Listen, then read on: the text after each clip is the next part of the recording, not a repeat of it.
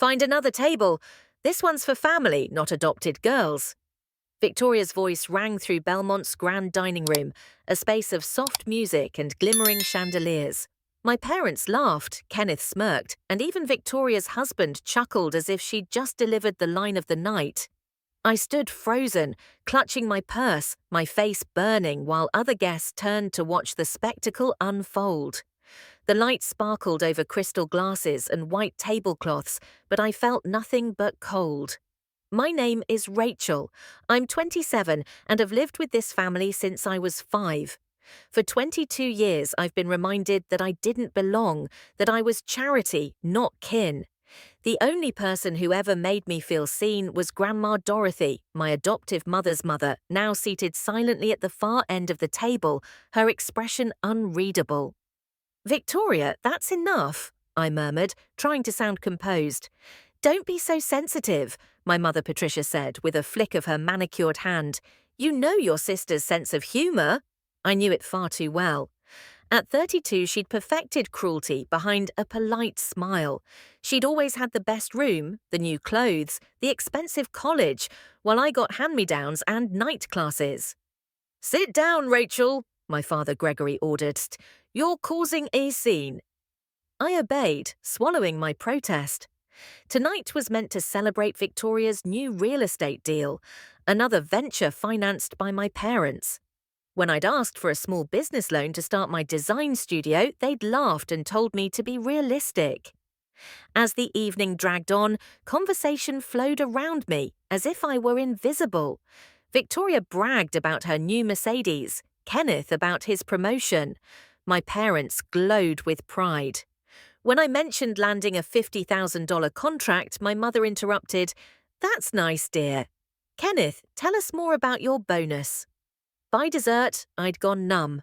Then the waiter placed the bill in front of me. "What's this?" I asked. Victoria's laugh rang sharp. "Didn't we say? You're paying tonight. Think of it as giving back since you're always taking." "Taking?" I whispered. Patricia counted on her fingers. "The roof, the food, the clothes, we gave you everything. You can at least buy dinner." My hands trembled as I opened the folder. $3,270. They'd ordered the finest wines, lobster, multiple desserts. "I can't afford this," I said. "Of course you can," Victoria purred. "You just said you had that big client." That contract covered 6 months of work, and half was already gone on rent and student loans. But I couldn't give them more fuel to call me dramatic. With shaking hands, I handed over my credit card. Victoria was already talking about their upcoming trip to Tuscany. My parents were joining. No one asked if I wanted to come. They never did. When the receipt came back, I signed it with numb fingers. $3,000 for humiliation delivered with a smile. "Well, that was lovely," Patricia said. "Same time next month?" Next month. They wanted this to become a ritual. I opened my mouth to finally refuse when a calm, steady voice cut through the chatter. "Just a moment." Every head turned. At the far end stood Grandma Dorothy, elegant at 78, silver hair gleaming, posture straight as a pillar. The entire restaurant seemed to pause. Dorothy had always been different. While my parents treated me like a burden, she attended my school plays, remembered my birthdays, asked about my dreams. She was also incredibly wealthy, a self-made pharmaceutical magnate, but lately quieter, more observant. "Mother, what is it?" Patricia asked. "Sit down, all of you," Dorothy said. "I have something to say." Victoria rolled her eyes but obeyed. Kenneth peeked at his phone. My parents exchanged confused looks. Dorothy's gaze lingered on me before sweeping the table. "I've been watching this family for years," she began, "watching how you treat Rachel." "Mother, please," Patricia protested. "Be quiet," Dorothy snapped. "I'm 78. I've been thinking about my legacy and where my money should go." The table went still. "Traditionally, my estate would go to Patricia and then be divided among you grandchildren. That's what my current will says." Victoria's face brightened with greed. "But I've had a new will drawn up." She pulled an envelope from her purse. Kenneth sputtered, elated, "You're changing your will?" "Over a joke?" A joke? Dorothy's laugh was bitter. I've watched you humiliate Rachel for decades, and tonight you made her pay for your indulgence. We were just having fun, Victoria said. Fun? Dorothy repeated. Cruelty is not fun. She walked around the table until she stood beside me, resting a gentle hand on my shoulder. Rachel is the only one among you who has shown real character. She built her business from nothing, without help. She's kind, disciplined, resilient. Mother, you're being dramatic, Gregory said. Am I? Dorothy asked sharply. Patricia, when was the last time you asked Rachel about her life and actually listened? Kenneth, have you ever congratulated her on her success? Victoria, have you ever treated her like family instead of competition? Silence. You've all failed, Dorothy said. You took in a child who'd lost everything and made her feel smaller for it. She let the silence stretch, other diners pretending not to watch. So here's what will happen, she continued. My entire estate, every dollar, every property, will go to Rachel. What? Victoria screamed. That's not fair, Patricia pleaded. Mother, that's billions. Rachel isn't even really family. Stop, Dorothy said coldly. She's more family than any of you. I sat frozen, trying to comprehend. Dorothy's entire fortune? Impossible. You're being manipulated, Gregory said. Rachel has done nothing but survive your abuse, Dorothy answered. She dialed her phone. Thomas, file the new will immediately. Faces around the table turned pale. This isn't over, Victoria hissed. We'll contest it. Try, Dorothy said. Everything is legal and I'm of sound mind. She'd planned everything. Victoria lunged. Kenneth restrained her. Patricia covered her face. You manipulative little witch, Victoria spat at me. Enough, Dorothy said. Rachel didn't know about this until now. I barely breathed. Billions. My mind spun. Why now? I whispered. Dorothy's eyes softened. Because I've watched you suffer long enough, sweetheart. I'm dying. The world tilted. What? Pancreatic cancer, stage 4, maybe 6 months. She said it calmly, though pain flickered behind her eyes. I found out 3 months ago. I've been preparing. Tears stung my vision.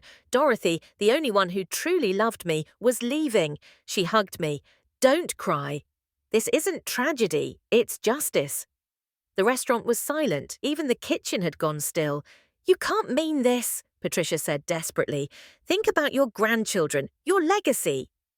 I am thinking about it, Dorothy replied. Legacy should mean compassion, integrity, hard work. Rachel embodies those. The rest of you embody greed. We'll sue, Victoria snapped. Good luck, Dorothy said. I have medical evaluations, psychological assessments, and witness testimony. My lawyer has documented everything. She turned to me. Let's go home.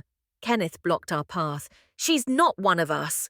Move, Dorothy said, her voice icy. He stepped aside. We walked through the restaurant under 100 stairs and stepped into the cool Seattle night. Thomas, her longtime driver, opened the car door. Miss Rachel, welcome. He knows everything, Dorothy said. He's been helping me plan this. The car glided away. My family, my former family, left gaping on the sidewalk. Are you really dying? I asked softly. Yes, she said, holding my hand, but I'm not afraid. I've lived well, built something lasting. Now I'll pass it to someone worthy. I don't know how to be rich, I admitted. You'll learn, she said with certainty. You're smart, careful, and you'll have good advisors. I've arranged that city lights streaked across the windows as we drove toward her estate in Madison Park. What happens now? I asked. Now we prepare you for your new life, she said, squeezing my hand, and we make sure they can never hurt you again. I woke the next morning in a silk-lined guest room overlooking Lake Washington. My phone buzzed with dozens of missed calls, pleading, angry, threatening. I silenced it and went to meet Dorothy in her study. She looked composed behind a vast mahogany desk. Beside her stood Thomas and a sharply dressed man. Rachel, Dorothy said, this is Walter, my attorney. Walter shook my hand. It's a pleasure, Miss Rachel. Your grandmother speaks highly of you. He opened a folder. Let's review the trust, companies, and assets. The numbers blurred. Billions in investments, properties, shares. You'll have access to $5 million immediately, Walter explained. The rest transfers after finalization. $5 million. Today. My breath caught. There's more, Dorothy said. Your family will contest the will. We need to be prepared. What can they do? I asked. Not much, Walter said. Dorothy's capacity is documented by 3 doctors. The will is airtight, but they can stir public drama. Let them try, Dorothy said. I've collected every cruel thing they've done to you for years. My phone buzzed again. Dad. Dorothy nodded. Answer on speaker. Rachel, please, Gregory's voice pleaded. Your grandmother isn't thinking clearly. She seems perfectly clear, I replied. You can't believe you deserve her fortune. You mean like the $750,000 you took when you adopted me? I said. Silence. I don't know what lies she told you. Bank records don't lie, Dad. You spent it on vacations, cars, schools, for everyone but me. You're ungrateful, he snapped. We gave you a home.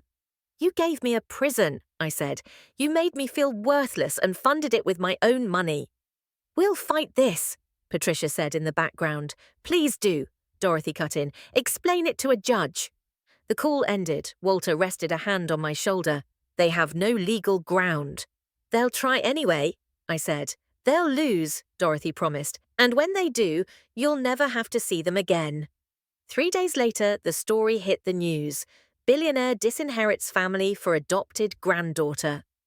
The press camped outside. Opinions split. Some praised Dorothy, others vilified me. The comments hurt. Dorothy found me scrolling. Close that, she said. People called me worse when I built my first company. You proved them wrong by working, not arguing. By afternoon, Walter arrived. They filed their contest. And Victoria hired a private investigator.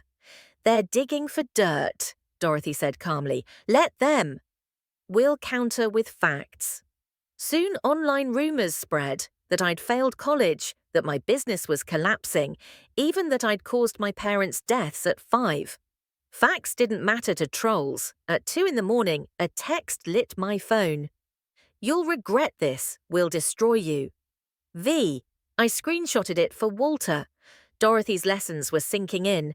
Morning brought a new disturbance. Kenneth at the gate, begging to talk. The family's falling apart, he said. It fell apart long ago, I replied. That's not fair, he said weakly. Fair? I listed everything, the bullying, forgotten birthdays, and the $750,000 theft. I didn't know, he whispered. You never asked. He warned I'd be alone when Dorothy was gone. I already was, I said, and told Thomas to escort him out. Walter rushed in that afternoon. Victoria's lawyers claim you forged contracts. Stall tactic. Dorothy slammed the desk. File to expedite. I want this resolved before it's too late. She looked at me. Tomorrow I'm holding a press conference. We tell the truth, all of it. I'll mess it up, I said. You'll just speak honestly, she answered. The next day, cameras filled Dorothy's downtown boardroom. She appeared frail but fierce.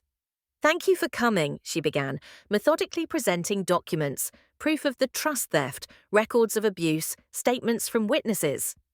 Some claim Rachel manipulated me, she said. The truth is, my family manipulated her. Then she gestured to me. Rachel would like to say a few words. I swallowed hard. I never wanted this. I just wanted a family. I learned about the inheritance the same night you did. My grandmother is giving me her fortune because she believes in who I am. I'll honor that by helping others, cameras flashed. Dorothy squeezed my hand. Suddenly, Victoria burst in, shouting, This is all lies. That adopted brat stole my inheritance.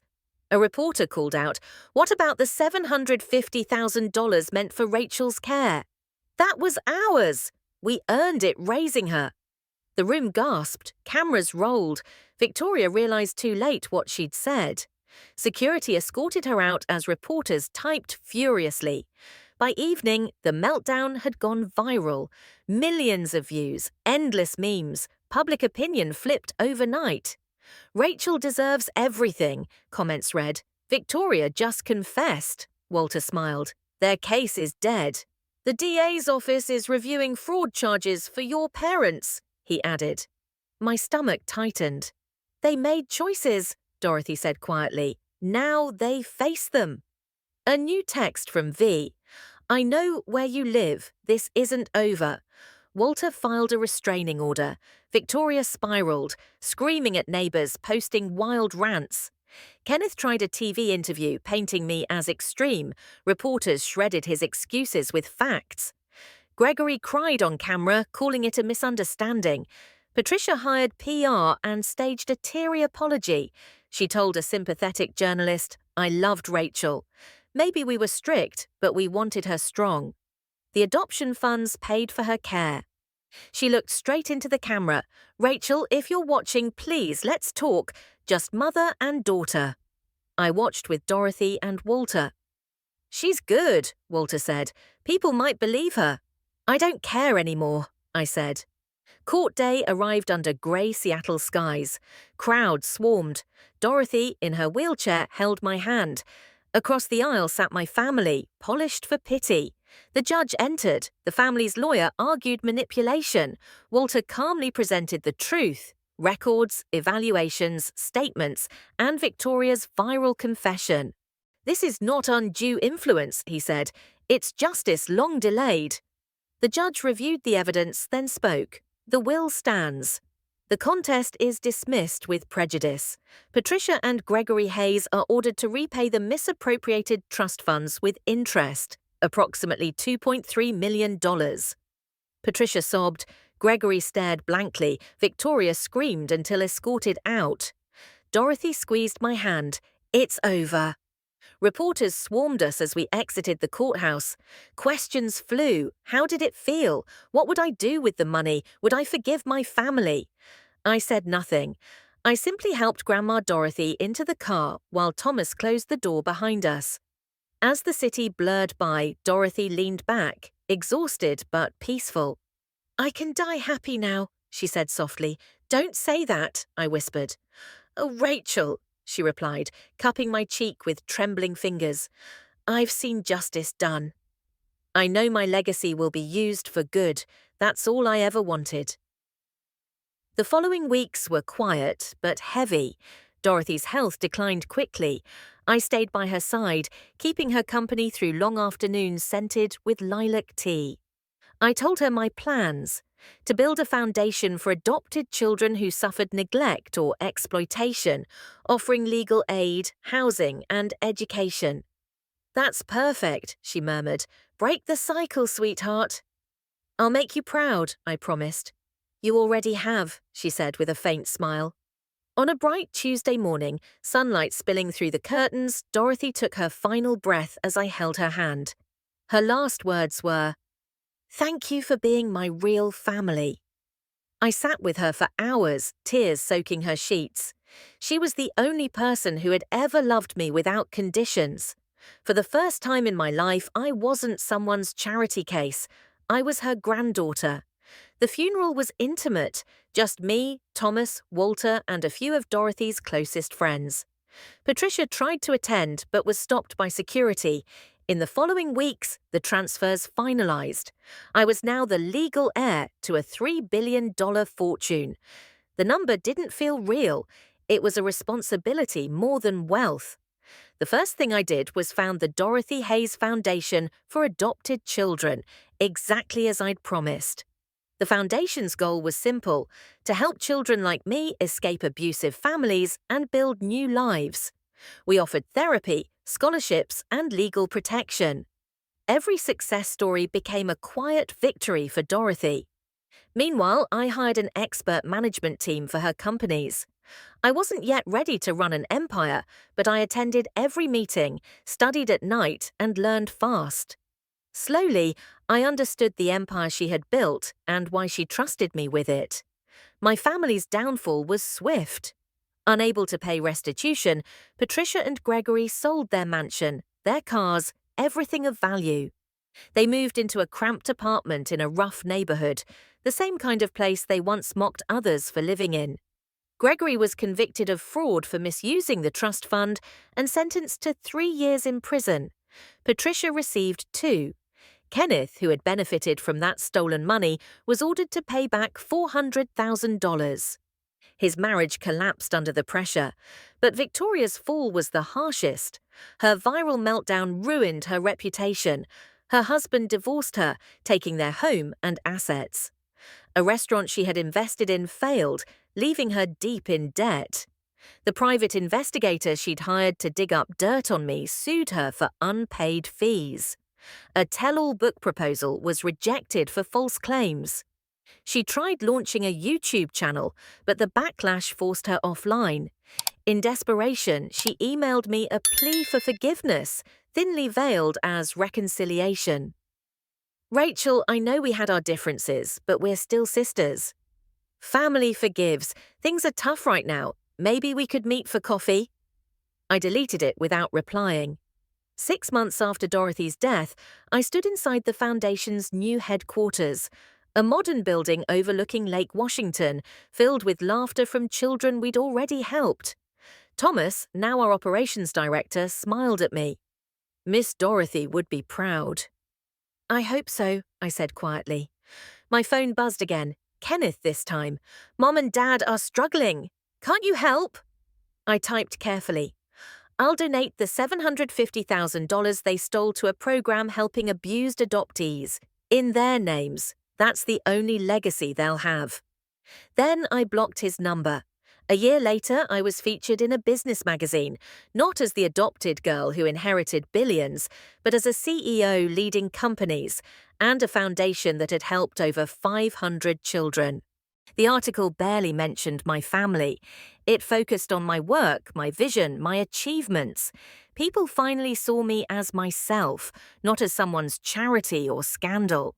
I heard through acquaintances that Victoria was working in telemarketing, Patricia was living in a women's shelter, Gregory was still imprisoned, and Kenneth was bankrupt.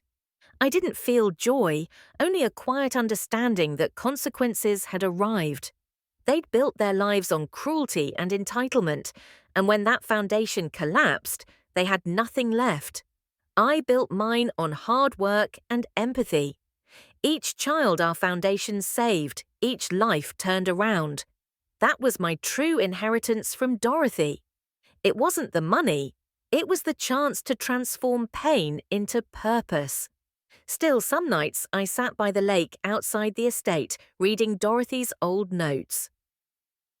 "Work hard. Be fair. Protect the gentle." Her handwriting was steady, each word deliberate. I realized justice wasn't revenge, it was restoration. The best way to honor her wasn't by watching my family crumble, but by building something beautiful in the ashes they left behind. Every story of a rescued child felt like closing a wound. Every scholarship awarded, every courtroom victory, every smile. It all whispered, "You survived, and now you're giving others the chance to survive too."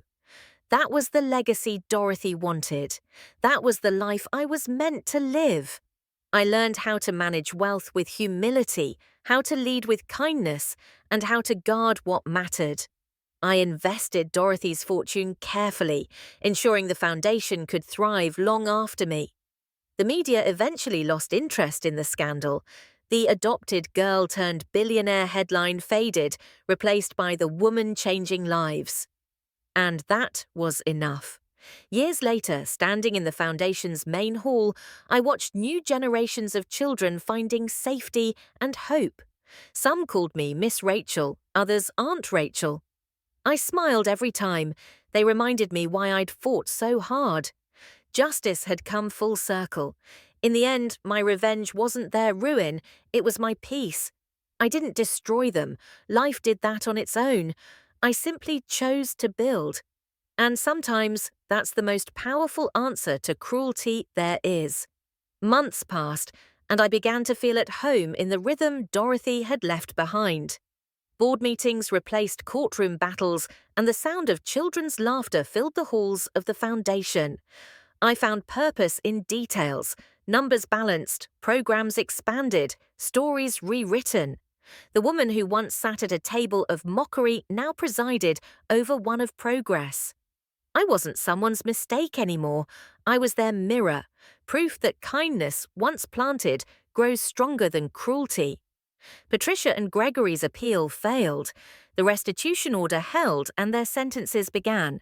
Kenneth's settlements drained what remained of his savings, leaving him clinging to part-time work. Victoria's lawsuits collapsed. Each attempt to reinvent herself crumbled faster than the last. I didn't celebrate their failures. I simply watched the pattern end. I'd learned that closure isn't loud. It's the quiet when the storm finally runs out of things to break. I refused every message, every letter asking for reconciliation. I wasn't angry anymore, just finished. Some wounds don't need reopening to prove they've healed. Instead, I kept my energy on what mattered: expansion, sustainability, people. The Dorothy Hayes Foundation grew beyond Seattle, reaching children across states, then across borders. Our first annual gala felt surreal. Survivors of abuse and neglect stood on stage, sharing stories of freedom. The crowd cried, clapped, and donated. I announced a permanent endowment to secure the foundation's future. "We build so that no child ever feels like I once did," I said, voice steady. The applause that followed felt like a closing chapter, Dorothy's spirit smiling somewhere above. Thomas, now in his 60s, raised his glass. "Miss Dorothy used to say, 'Love is logistics,'" he told the crowd. "Tonight, we proved her right." We laughed and then returned to work, because the mission wasn't about applause, it was about endurance. Justice doesn't rest, it evolves. Even years later, journalists still tried to bait me into commenting about my family. My answer never changed. We're focused on children, not drama. Eventually, they stopped asking. The story that once defined me was no longer interesting. What mattered were the classrooms, the homes, and the lives rebuilt from nothing. One day, I visited a college campus where our first scholarship students were graduating. A young woman hugged me tightly and whispered, "You made me believe I wasn't disposable." I told her the truth. "You did that yourself." We just opened the door.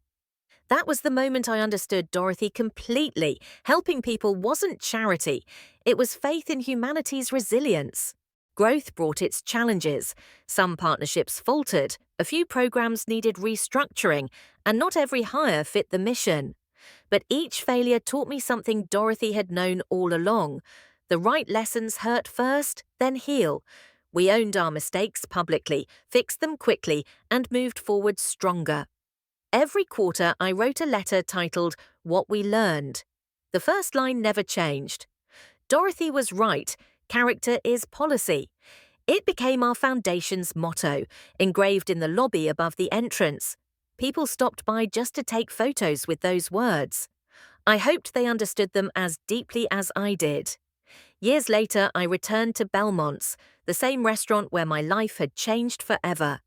The chandeliers were still shining, but I wasn't the girl trembling under them anymore. I met a donor there for lunch, paid the bill without hesitation, and left a generous tip. Walking out into the sunlight, I felt a lightness that no amount of money could buy. Justice, I realized, isn't always dramatic. Sometimes it's a quiet balance sheet of good deeds and gentle victories.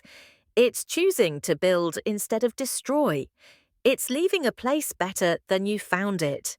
And for the first time, I understood that the best revenge is simply peace. I still kept the clutch from that humiliating night, the one I'd held while they laughed. Not as a scar, but as a reminder. I walked away carrying only myself, and that was enough to rebuild everything. The girl who once had nothing now gave everything she had to others. Dorothy's favourite bench overlooked the lake behind the estate. We had a plaque placed there. "Work hard, be fair, protect the gentle." I'd sit there often, reading letters from children the foundation had helped. Their handwriting was messy, full of hope. I could almost hear Dorothy's laugh in the rustling trees. Sometimes the light hit the water just right, and I'd swear she was still there, telling me to drink my tea and keep going. Her absence wasn't silence. It was guidance woven into everything I did. Every good decision felt like a conversation continued, not a memory fading. If legacy means living stories that make others' lives better, then Dorothy's was secure. Mine was still unfolding. I didn't know where it would lead, but I knew it would keep building. One child, one chance, one tomorrow at a time. The family that once said I didn't belong had become footnotes in a story they'd written themselves. Blood had never defined family. Behavior had. I stopped carrying their names like weights and started wearing Dorothy's lessons like armor. In the end, what they tried to take from me, dignity, safety, love, became what I now gave away freely. That was the true inversion of power. Every child helped was another answer to their cruelty. Every smile was a victory they'd never understand. Years later, the Foundation's audit showed clean books and expanding programs. We were helping thousands. When a journalist asked if I ever forgave them, I said, forgiveness and access are two different things. I can forgive without reopening old wounds. She nodded quietly. Kenneth sent one final letter, an apology mixed with excuses. I archived it, acknowledged, not answered. Patricia began speaking at community meetings about accountability, perhaps trying to rewrite her story. I didn't attend. I didn't need to. Gregory's health failed in prison. I sent an anonymous donation to the prison medical fund, not for him, but for whoever needed it. Mercy, I decided, was something I gave on my terms, not theirs. Victoria tried to rebrand herself online again, claiming redemption, then disappeared when attention faded. Some stories end not in fire, but in quiet collapse, like a house finally empty of echoes. I mentored two young founders who had grown up in the system, bright, relentless souls. I told them what Dorothy once told me. Hire people better than you. Sleep enough to dream. And never mistake pity for compassion. They laughed and promised to try. At sunset, the Foundation's garden filled with kids chasing bubbles while volunteers packed backpacks for school. That's the image I want the world to remember, not the scandal, not the courtroom, but the laughter that came after. If someone asks what I inherited, I'll say a mission. To turn pain into purpose, isolation into community, fear into hope. If they ask what I built, I'll say a safe place for the next Rachel who needs to know she belongs. If they ask what I lost, I'll say illusions. They were heavy and I'm lighter without them. If they ask what I gained, I'll say everything that matters and nothing that can be stolen. Someday, someone else will sit at this desk, and the work will continue. The mission will outlast my name, exactly as Dorothy intended. Justice, I've learned, doesn't end. It passes on, steady as light across the lake. Sometimes, the most powerful revenge is no revenge at all, just living freely, kindly, and well. That's what Grandma Dorothy wanted. That's what she gave me. And maybe that's the truest kind of family. Not the one you're born into, but the one you choose by how you live. Years moved on quietly, though not without reminders of how far I'd come. The Foundation's influence stretched beyond Washington, new offices in Oregon, California, and even overseas partnerships. Each new project carried Dorothy's name, her principles woven into every mission statement. I refused to let her legacy fade into numbers or statistics. It was about faces, laughter, recovery, the kind of wealth that couldn't be measured by bank accounts. Every week, we received letters from children we'd helped, drawings, thank you notes, stories of adoption and healing. I kept them all in a box labeled Proof of Light. Some days, when the world felt heavy, I'd open it and remember why I stayed. Dorothy used to say, people who survive cruelty can either spread it or stop it. I chose to stop it. The media occasionally resurfaced the story, now rewritten as an inspiring tale of resilience. Documentaries, podcasts, and talk shows invited me to speak. I declined most. The point wasn't fame, it was continuity. Still, when I did appear, I always ended the same way. Justice isn't revenge. It's repair. That line became a quiet mantra for thousands who wrote to thank me. Kenneth eventually completed his repayments. A journalist later told me he'd moved out of state, remarried, and started volunteering at a youth centre. Maybe that was redemption, maybe survival. Either way, I wished him peace. Patricia finished her sentence, but never spoke publicly again. Gregory's health continued to decline in prison until one day, a lawyer called to inform me of his passing. I didn't attend his funeral. I sent a single bouquet of lilies, the same flowers Dorothy always kept in her office, with a note that read, "Rest in honesty." It wasn't forgiveness, but closure. Patricia wrote later, asking if I could help with his burial costs. I didn't respond. My silence was my answer. Victoria's downfall reached rock bottom. After several failed ventures, she moved into a small apartment outside Portland. Reporters caught her once, exiting a convenience store in worn clothes, avoiding the camera's flash. For the first time, I didn't feel anger or satisfaction, just distance. The war was over, and I had no interest in revisiting the battlefield. The Dorothy Hayes Foundation expanded into advocacy, pushing for new adoption laws.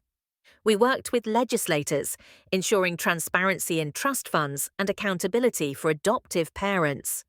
When the bill finally passed, protecting children from financial exploitation, I stood on the Capitol steps holding the signed document. "For Dorothy," I whispered to the crowd, though I knew she'd already seen it in spirit. That evening, I sat by the lake behind the estate. The sunset spilled gold over the water, and I imagined Dorothy sitting beside me, smiling at the world we'd built from her kindness. The wind rustled the leaves as if whispering her approval. Sometimes I still talked to her aloud, half expecting an answer. In a way, I always received one, through the calm that followed. My team insisted on renaming the estate Hayes House and opening it as both headquarters and a retreat for foster children. The rooms that once hosted family dinners of tension now echoed with laughter and art. The walls carried drawings, not judgments. Every corner symbolized renewal. The house no longer belonged to pain, it belonged to healing. Once, a girl of about 12 approached me during a summer camp hosted there. She asked, "Miss Rachel, were you really adopted too?" I nodded. "And they were mean?" "Sometimes," I admitted. "But look how it ended." She smiled shyly. "So we can end happy too?" "You can start happy," I said. That was the best answer I could give. The following year, the foundation received a humanitarian award. During my acceptance speech, I said, I didn't inherit wealth. I inherited responsibility, and I intend to spend it until kindness becomes ordinary. The crowd stood and clapped, but all I could think about was Dorothy, how she'd have laughed, unimpressed by applause, reminding me to get back to work. At times, I revisited my old journals, the ones written in the margins of pain when I still lived under that roof. The words were raw. Maybe I don't belong anywhere. Maybe love isn't for me. I didn't erase them. They reminded me what survival costs and why it matters to pay it forward. Pain, once named, loses its power. As years turned into a decade, the foundation had helped thousands. I stepped back from daily operations to focus on global outreach. The new director, Maya, was once a beneficiary of our first program. Seeing her lead with empathy felt like watching the next chapter of Dorothy's legacy unfold. "It's yours now," I told her. "Protect it the way she protected me." I still lived at the estate, but it had become more museum than mansion, open to tours, workshops, conferences. The air felt lighter now, filled with purpose. Every morning, I'd walk the garden path lined with lilies and whisper, "Good morning, Grandma." It became a ritual, part memory, part gratitude. One day, a letter arrived from a law firm. Inside was a deed to a small cottage in the countryside, Dorothy's secret vacation home, left out of all the official documents. Walter, who had since retired, had arranged for it to be transferred when I turned to 40. "She wanted you to have somewhere quiet," the note read, "for peace, not power." I visited that cottage the next week. It was humble, stone walls, ivy on the windows, a fireplace that smelled faintly of wood and lilac. On the mantel was a photo of me as a child, sitting on Dorothy's lap. She must have kept it hidden there for decades. I realized she'd been preparing not just for her death, but for my life after it. That night, I lit a fire and sat reading letters from foundation children. Some had become doctors, artists, parents. All of them carried the same spark, proof that love once given multiplies. I wrote one more letter before bed. Dear Grandma, your empire stands, not of money, but of mercy. I placed it beside her photo and felt peace settle like dust in sunlight. In time, people stopped referring to me as the adopted heir. I became simply Rachel Hayes, not by blood, but by choice. Dorothy's choice, my choice, and every child's choice to belong somewhere kind. My name no longer carried their cruelty. It carried her courage. A journalist once asked, if Dorothy could see you now, what would she say? I smiled. She'd probably tell me to rest more and stop overthinking the accounting reports. But beneath the humour, I knew the truth. She'd be proud, but not surprised. She always knew who I could become, even when I didn't. When I turned 50, we celebrated the Foundation's 25th anniversary. Thousands attended. The opening film showed Dorothy's early interviews and our journey since. The screen faded to a quote, "You cannot inherit compassion, you earn it." The audience rose to their feet. I stood quietly at the edge of the stage, tears slipping down my cheeks. Later that night, I visited the bench by the lake one last time. The moon shimmered on the water, and I felt her beside me again, calm and watchful. I whispered, "You were right, Grandma. The best revenge is happiness." The breeze lifted, soft and warm, brushing through the trees as if in agreement. The next morning, I started writing a book, not about scandal or fortune, but about legacy, resilience, and rebuilding. I titled it Inherited Light. It became a bestseller, but more importantly, it became a guide for people healing from family betrayal. Proceeds went entirely to the foundation. Dorothy would have liked that. Years continued to unfold like pages in a story well told. I learned that closure isn't an event, it's maintenance. You keep forgiving, keep choosing peace, keep building. It's not about forgetting the pain, it's about refusing to let it define you.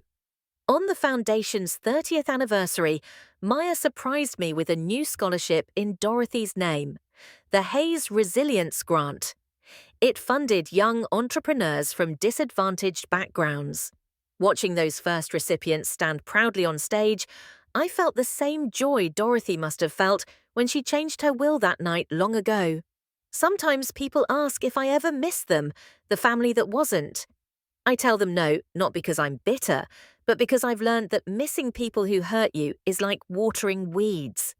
You don't owe your past the nourishment of your peace.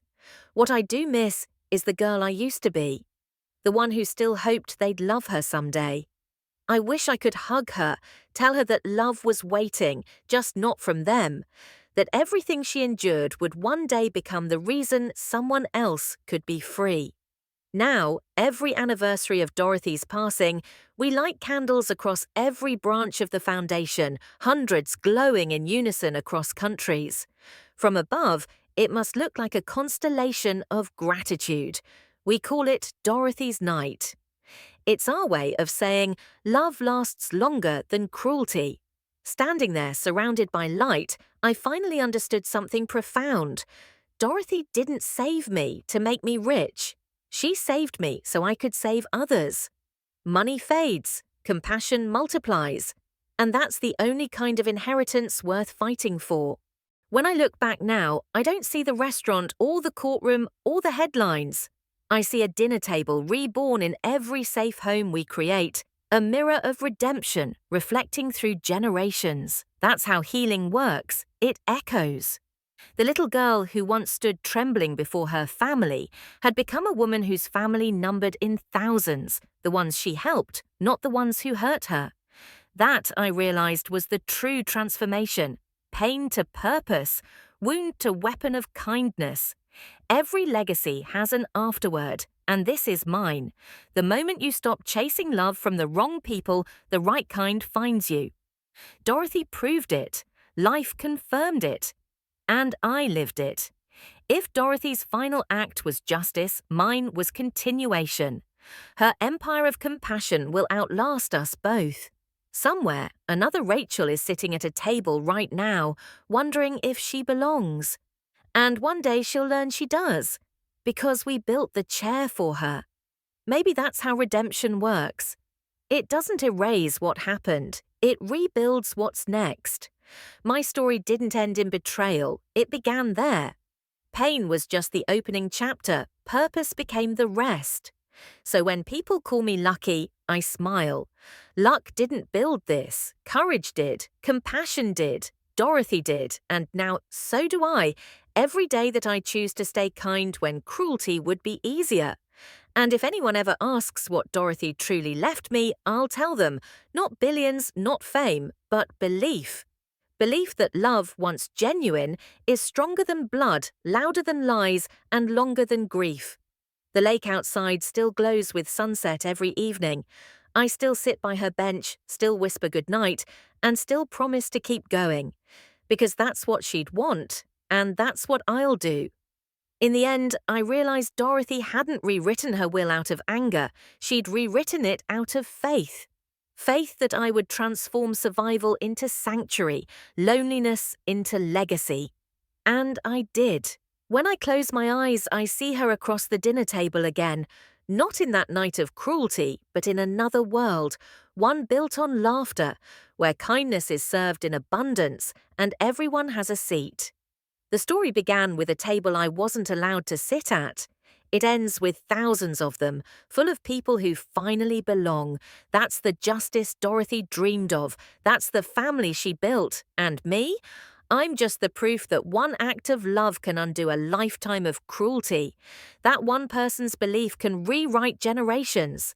That blood doesn't define you, choice does. Every dawn over Lake Washington reminds me survival isn't the end. It's the invitation to begin. Dorothy's light didn't fade, it simply passed to me, and I'll keep it burning for every child still waiting to be seen. This isn't the story of an inheritance, it's the story of transformation, of a girl the world dismissed who became the woman her grandmother believed in all along.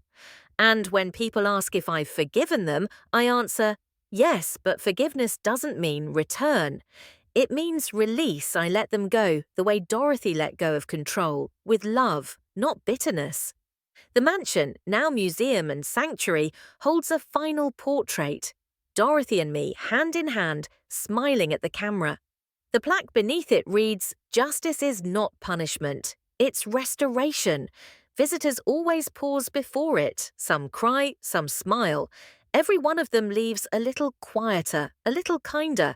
That's how change spreads, through stories that refuse to die. At night, when the halls are empty, I still feel her presence, not haunting, but guiding. A warmth in the air, a whisper on the stairs. Keep going, sweetheart. And I always do, because that's the promise I made, to live fully, love widely, and never let cruelty define the end of a story. That's not just her legacy anymore, it's mine. The lake glows silver under the moon. I breathe in the night and exhale gratitude for the pain that shaped me, the love that saved me, and the purpose that sustains me. And as I rise from the bench one last time, I whisper to the wind, "Thank you, Grandma." The leaves rustle softly in reply. Somewhere, I know she's smiling,